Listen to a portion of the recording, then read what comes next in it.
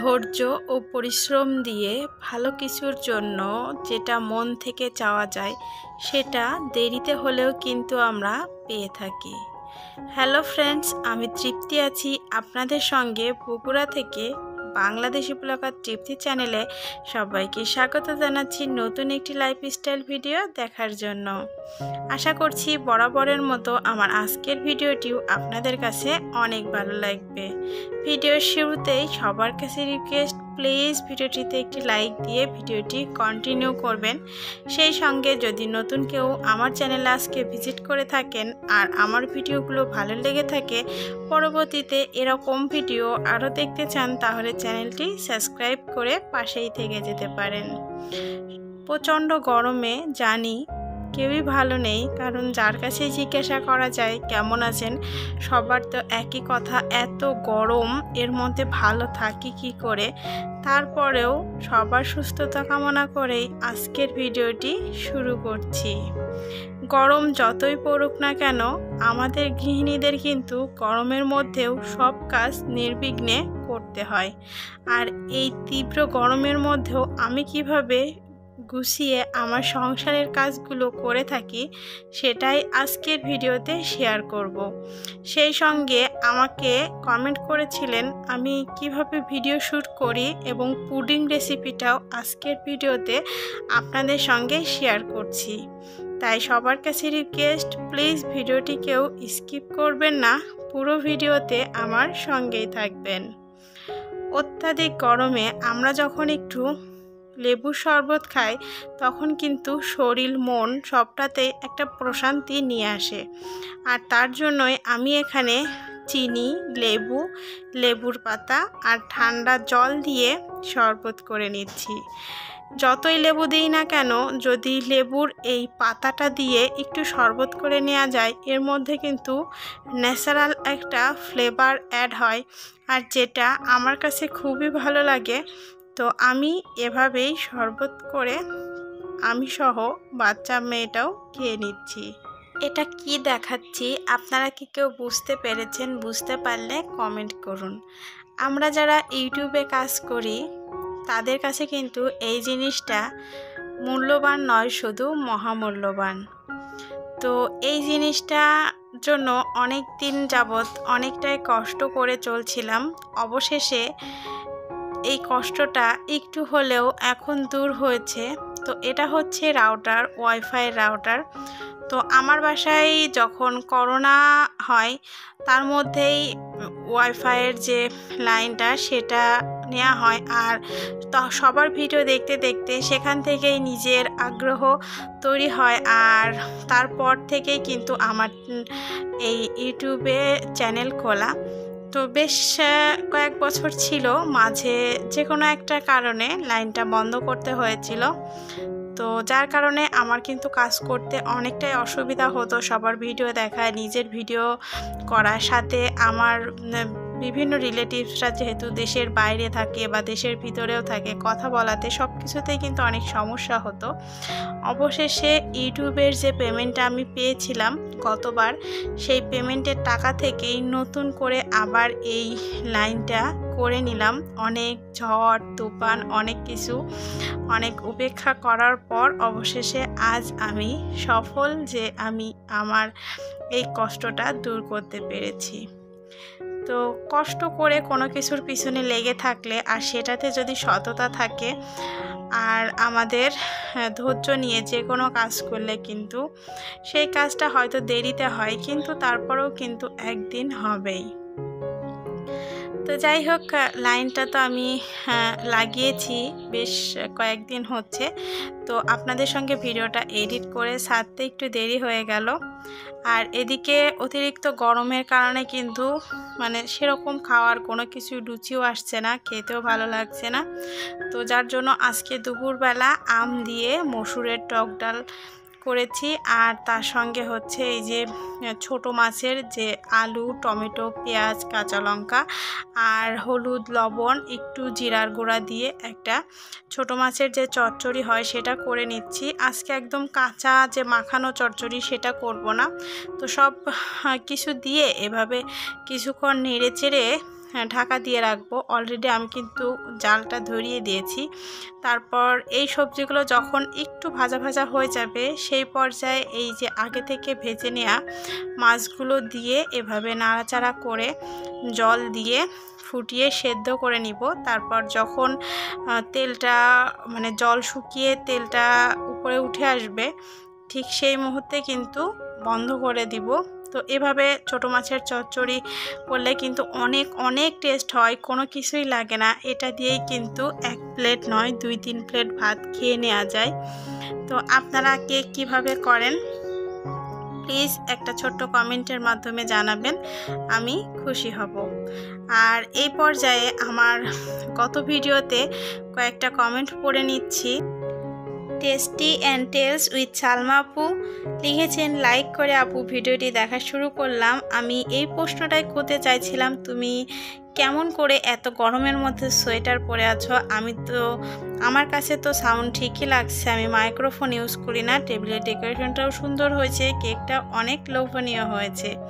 তো আপু আমি কিন্তু ভিডিওতে বলেছিলাম যে আমি হচ্ছে যে গোছানোর ভিডিওটা ছিল সেটা হচ্ছে একটু শীত যখন ছিল সেই টাইমে শ্যুট করা, তো যার জন্যই সোয়েটার পরা ছিল। তো আমি আর কি ভিডিওতেও বলেছিলাম আর এখনও বলে দিলাম। তো আর একটা কমেন্ট এসেছিল, সেটা হচ্ছে এখানে ইউজারের নাম দেখা যাচ্ছে না, তবে ইনি লিখেছেন যে আপু তুমি ডিম ধুয়ে রাখছো কেন? তো ডিমটা ধুয়ে রাখছি কেন, কারণ অনেক সময় ডিমে না অনেক নোংরা থাকে, কারণ পোলট্রির ফার্মের যেখানে ডিম পাড়ে সেখানে কিন্তু অনেক নোংরা থাকে, তো ওগুলো ডিমের সঙ্গে লেগে থাকে আর ওগুলো কিন্তু রান্নার সময় অনেক সময় খাবারের মধ্যে চলে যায়, যার কারণে আমি ডিমগুলো ধুয়ে রাখি, ধুয়ে কিছুক্ষণ ছাকা দিই, জল ঝরে গেলে তারপর ডিমটা গুছিয়ে ফ্রিজে রেখে দিই। এছাড়াও মোসাম্মদ লিপি আইটি থেকে লিপি আপু কমেন্ট করেছেন, পরোটাগুলো অনেক সুন্দর হয়েছে, তোমার সাউন্ড ঠিক আছে, আমার কাছে তোমার ভিডিওর ধরন তো অনেক ভালোই লাগে। আসলে সবাই ভিডিও দেখার প্রতি আগ্রহ হারিয়ে ফেলছে। ডাইনিং টেবিলের লুকটাও ভালো লেগেছে, কেকটা মাশাআল্লাহ অনেক সুন্দর হয়েছে, ভালো থেকো।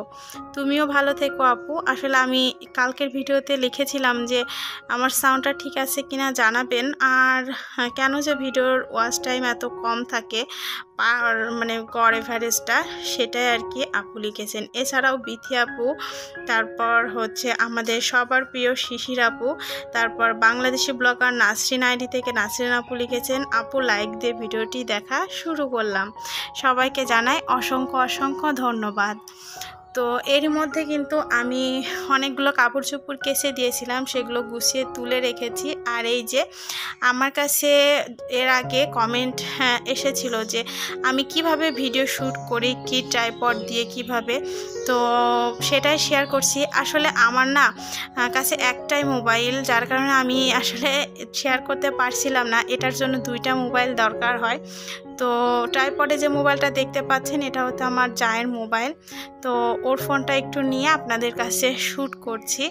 তো দেখুন এইভাবে এই ট্রাইপড দিয়ে আমি কখনো রান্নাঘরের এই দিক থেকে, কখনো এখান থেকে, যেহেতু চুলার সাইড এখানে, আবার কখনো যখন মানে বেসিন এরিয়ার শ্যুট নিই এভাবেই কিন্তু আমি আমার ভিডিও শ্যুট করে থাকি।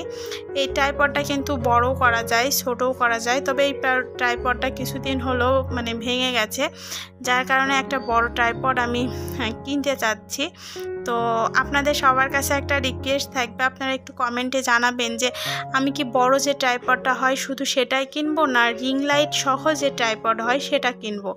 তো রিং লাইট সহ ট্রাইপড কিনলে ট্রাইপডও পাওয়া যাবে আর রিং লাইটও থাকবে, সেটা সুবিধা হবে, না শুধু একটা হেভি বড় ট্রাইপড কিনবো, কোনটা ভালো হবে, আপনারা কোনটা ব্যবহার করেন প্লিজ একটু কমেন্টের মাধ্যমে জানাবেন। আর আজকে হচ্ছে একটা পুডিং তৈরি করব। পুডিং খেতে তো আমার খুবই ভালো লাগে, আর কয়েকদিন ধরে ইউটিউবের অনেকের ভিডিওতে দেখছি অনেকেই পুডিং তৈরি করছেন, তো সেখান থেকেই মনে হলো যে একটা পুডিং তৈরি করি। আর পুডিং তৈরি করার জন্য দুধটা কিন্তু সব সময় জ্বালিয়ে অনেকটাই ঘন করে নিতে হয়, তো আমিও সেই কাজটা করছি। আর এখানে আজকে আমি 3টা পুডিং করব, আর এটা কিন্তু মাইক্রো ওভেনে নয়, চুলাতেই করব। তো যার জন্য আমি এখানে 3টা ডিম নিয়ে নিচ্ছি। আসলে প্রচণ্ড গরম, তো গরমের মধ্যে আপনাদের সঙ্গে ফ্যান বন্ধ করে ভয়েস দিচ্ছি, গা থেকে কিন্তু দরদর করে ঘাম পড়ছে আর কথা বলতেও অনেকটা হাঁপিয়ে যাচ্ছি। তো যাই হোক, আপনারা একটু মানিয়ে নেবেন।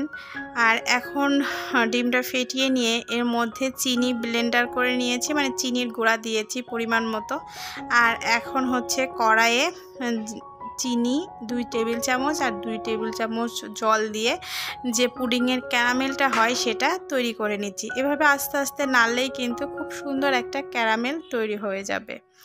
তো এত কষ্ট করে গরমের মধ্যে ঘেমে নিয়ে আপনাদের জন্য ভয়েস ওভার করে ভিডিওটা আপনাদের সামনে দেখাচ্ছি। এটার জন্য হলেও অন্তত পক্ষে প্লিজ প্লিজ প্লিজ ভিডিওটাতে একটি লাইক করে দিবেন, আর নতুন হলে চ্যানেলটি সাবস্ক্রাইব করে পাশে থাকবেন। আর ভিডিওটি আপনারা চাইলে আপনাদের ফ্রেন্ডস ফ্যামিলির সঙ্গে শেয়ার করতে পারেন, এতে করে তারাও দেখার সুযোগ পাবে। তো আমি হচ্ছে এরই মধ্যে ডিমটা চিনির সঙ্গে সুন্দর করে ফেটিয়ে যে দুধটা আমি আর কি জাল করে রেখেছিলাম, সেই দুধটা উষ্ণ গরম, একদম গরম দুধ কিন্তু দেয়া যাবে না, আবার একদম ঠান্ডাও না, নর্মাল টেম্পারেচারে থাকলেও হবে, আবার উষ্ণ হালকা একটু গরম দিলে কিন্তু বেশি ভালো হবে। দিয়ে এভাবে ডিম আর চিনির যে মিশ্রণটা তার সঙ্গে মিলিয়ে নিয়েছি। আর একটা বাটিতে ক্যারামেলটা, পুডিং যে বাটিতে আমি সেট করব, পুডিং বাটি, সেটাতে ক্যারামেলটা সেট করে এভাবে ছাঁকনির সাহায্যে আমি এই যে মানে পুডিংয়ের যে লিকুইডটা সেটা দিয়ে দিলাম। আর একটা প্রেশার কুকারের মধ্যে কিছুটা জল দিয়ে একটা রিং দিয়ে আমি এভাবে পুডিংয়ের বাটিটা দিয়ে দিচ্ছি। তো পুডিংয়ের বাটিটা ঢাকনা সহ ঢুকছিল না, মানে প্রেশার কুকারের মুখের জন্য, এজন্য আমি ঢাকনা খুলে বাটিটা দিয়ে তারপর পুডিং বাটির যে মুখটা সেটা খুব ভালোভাবে ঢেকে দিচ্ছি। আর এখন মানে বাটির অর্ধেকটা পরিমাণ জল যেন থাকে সেই পরিমাণ করে জল দিয়ে প্রেশার কুকারের মুখটা লাগিয়ে দেব। প্রেশার কুকারের মুখটা ভালোভাবে লাগিয়ে দিয়ে 30 মিনিট মতো অপেক্ষা করব। মানে এখানে কয়েকটা সিটি হলেই কিন্তু পুডিংটা একদম রেডি হয়ে যাবে। তো আমি এটা হয়েছে কিনা এটা বোঝার জন্য একটা কাঁটা চামচ দিয়ে চেক করে নিলাম, এটা একদম ফ্রেশ এসেছে, তার মানে পুডিংটা হয়ে গেছে। তারপর আমি 2 ঘন্টার জন্য পুডিংটা নর্মাল ফ্রিজে রেখেছিলাম। পুডিংটা ঠান্ডা ঠান্ডা খেতেই কিন্তু বেশি ভালো লাগে, আর এই পুডিংটা কিন্তু সেটও হয়ে যায় খুব ভালোভাবে ঠান্ডাতে। তো এখন হচ্ছে পুডিংটা আমি মানে তুলে নিব। তো পুডিং তোলার সময় তো মনের মধ্যে খুবই ভয় কাজ করে যে পুডিংটা ঠিকঠাক মতো হয়েছে কিনা। তো আমার পুডিংটা কিন্তু একদম পারফেক্ট ঠিকঠাক হয়েছিল, আর খেতেও কিন্তু অনেক অনেক ইয়ামি টেস্টি হয়েছিল। তো এরকম গরমে ঠান্ডা ঠান্ডা পুডিং খেতে কিন্তু খুবই ভালো লাগে আমার কাছে। আপনাদের কার কার পছন্দ পুডিং কমেন্ট করে জানাবেন, আর ভালো লাগলে আপনারাও এভাবে বাড়িতে ট্রাই করবেন পরিবারের সঙ্গে। এভাবে আপনারাও কিন্তু ঠান্ডা ঠান্ডা পুডিং এনজয় করতে পারেন, গরমে সবাই কিন্তু অনেকটাই শান্তি পাবে। তো আজকের ভিডিও এ পর্যন্তই, সবাই ভালো থাকবেন, সুস্থ থাকবেন, দেখা হবে পরবর্তী ভিডিওতে। Good bye friends.